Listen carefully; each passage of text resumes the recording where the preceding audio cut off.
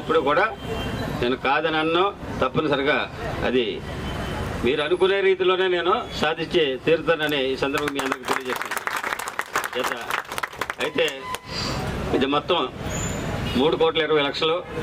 ఈ 3,20,00,000కి సంబంధించినటువంటి ఇందాక డిఈ గారు మాట అన్నారు, దానికి ఇంకా శాంక్షన్ ఏది టెండర్ రాలేదండి. టెండర్ అవసరం లేకుండానే నేను అది క్లియర్ చేశాను.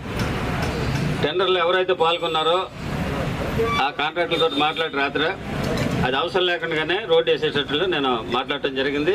సో అందు గురించి ఈరోజు ఇక్కడ ప్రారంభిస్తున్నాం. ఇది త్వరలోనే, అంటే నేను అడిగేది పండగకు ముందున్నాను, అయినా కానీ ఒక షేప్ అయితే మాత్రం వచ్చేస్తుంది ప్రజలు సక్రమంగా తిరగటానికి. దయచేసి మీరందరూ గమనించవలసినటువంటి విషయం ఏంటంటే, ఎప్పుడు 4 మండలాల్లో ఎప్పుడు ఏ అవసరం ఉన్నా సరే ఆ మండలానికి ఎంత చేసిన ఈ మండలానికి ఎంత చేసిన అనేది మాత్రం ఉండదు.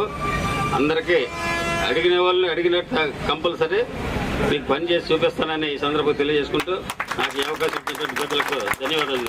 Thank you very much. Road శంకుస్థాపనకు ఇచ్చేసినటువంటి వేదిక నాలుగు ఇచ్చిన పెద్దలకు, వేదిక ముందు ఉన్నటువంటి కూటమి నాయకులకు, మీడియా మిత్రులకు, ప్రత్యేకించి సత్తనమూడి సర్పంచ్ గారికి నా హృదయపూర్వక ధన్యవాదాలు తెలియజేస్తున్నా. పెద్దలు పద్దా సుబ్రహ్మణ్యేశ్వర గారు నిధుల గురించి మాట్లాడుతున్నారు.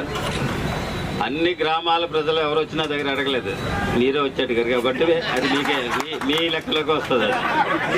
అది కాకపోతే రియల్గా చెప్పాలంటే ఈ రోడ్డు విషయంలో ఎన్నోసార్లు ప్రభుత్వ అధికారులని, ప్రత్యేకించి డిఈ గారిని ఇబ్బంది పెట్టడం జరిగింది. దానికి ప్రధానమైనటువంటి కారణం ఏంటంటే, నాకు ఇక్కడ ఉన్నటువంటి ప్రజల ఒత్తిడి వల్లే మిమ్మల్ని ఇబ్బంది పెట్టాను. కొన్ని సందర్భాల్లో గత ర్యాష్గా కూడా మాట్లాడాను, సారీ ఏమనుకోవద్దు. అయితే ప్రజలకు తెలియవలసింది ఏంటంటే, ఇది గన్నవరం నియోజకవర్గానికి సంబంధించినటువంటి డివిజన్ కాదు. ఫస్ట్ అది తెలుసుకోవాలి. గన్నవరం నియోజకవర్గానికి సంబంధించినటువంటి డివిజన్ అయితే అనునిత్యం నాతో కాంటాక్ట్లో ఉంటారు. మరి ఏదన్నా కూడా వచ్చి ప్రాబ్లం నాతో షేర్ చేసుకుంటారు. అయితే ఇప్పుడు ఈ డిఈ గారు పరిధి ఏంటంటే అమలాపురం. ఈ అమలాపురం పరిధి అవటం వల్ల వారికి ఉన్నటువంటి ఆ నియోజకవర్గంలో ఉన్నటువంటి పని ఒత్తిడి వారికి ఉంటుంది. అయితే ఎప్పుడన్నా మనం మాట్లాడితేనే కానీ మనం దీని గురించి ఆయన చెప్పరు, అవునా కదా సార్? సో అయితే దీంట్లో ఉన్నటువంటి ఇంకొక ఇబ్బంది ఏంటంటే, ఇది ఈ రోడ్డు ఒక సెపరేట్ కాదు.